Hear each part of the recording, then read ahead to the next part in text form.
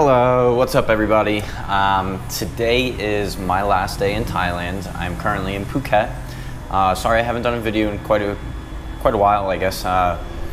Been really busy traveling. It's tough to get the space and opportunity to make videos like this when you're staying with so many other people.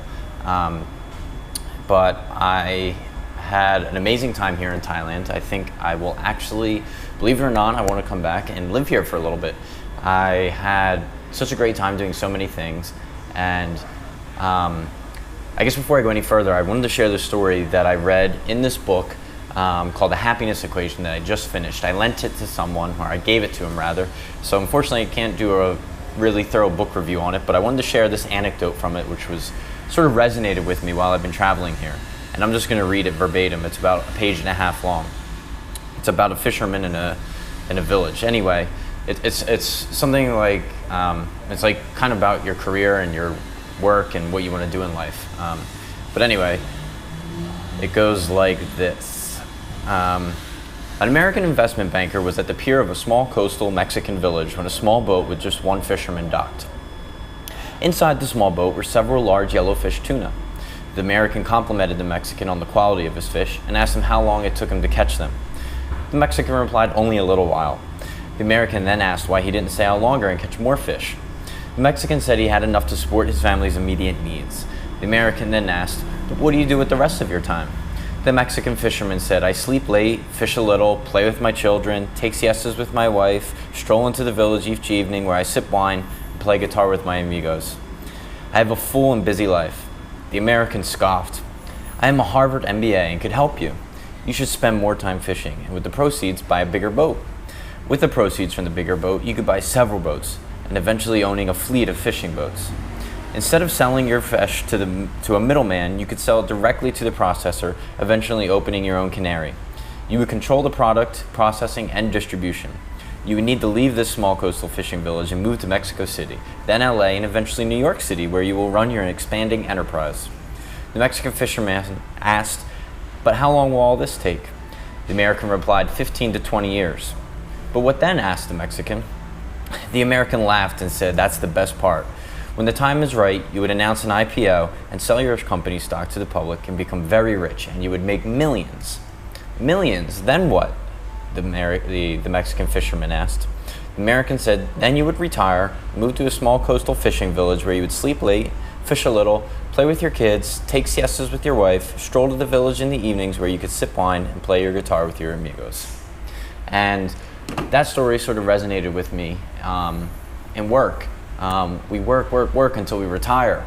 And I learned that retirement is actually a very new term. It's something that's it was actually a term or a phrase or whatever you want to call it, coined by Germans actually in the late 1800s. It's only been around for a little over 100 years. People don't normally retire.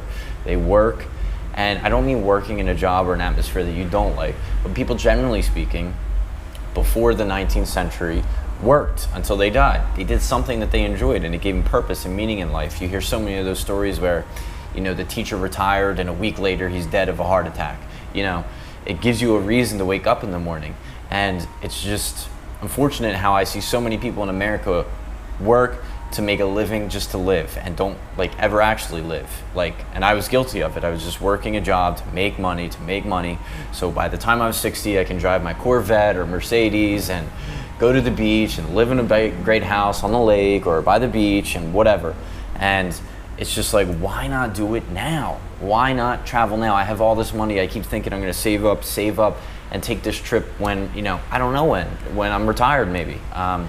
So that's what kind of I don't know, that really resonated here with me. And thinking about it, I had an awesome time scuba diving, and I really think I'm going to come back in a couple months and get my scuba diving instructor's license while, I guess when I come back, because it's pretty cheap here, and it's something I would love to do to travel the world and make money at the same time, because you can travel to different scuba shops. And I don't know, there's been a bunch of opportunities for work and more, you don't need a lot of money. You need basic things in life. You need love, you need a house, you need food, you need friends. You don't need, I'm going home in a couple months, I think, to sell my car because I don't think I'd want to stay out here in Thailand. I don't need a great car. I don't need all these things. I'm trying to strip down like all the stuff that I'm carrying on me because it's too much. And you realize you only need these basic things in life. And I don't know. I've met so many great people and had amazing conversations out here, and I'm sure I will continue to have them. I'm going to Indonesia later today.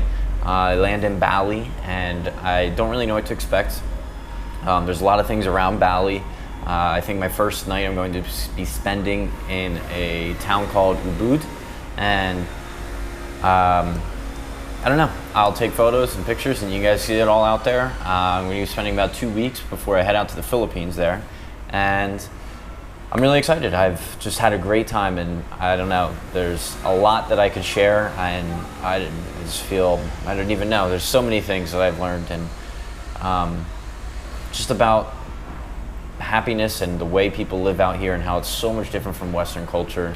And I don't know, I really dislike Western culture now after being out here for a month.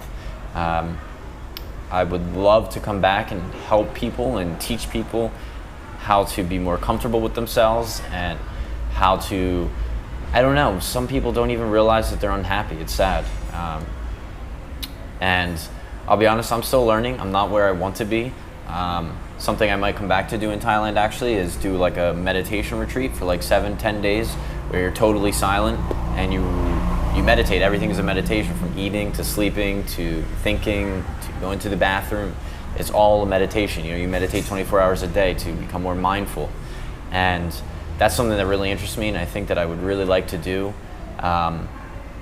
before much more time passes. I think it would be great. I think it would be very transformational. I've heard a lot of interesting stories about people who've done similar things, conversations with monks, conversations with people interested in doing something like that, conversations with hostel owners, all kinds of people. So that's something that really interested me here.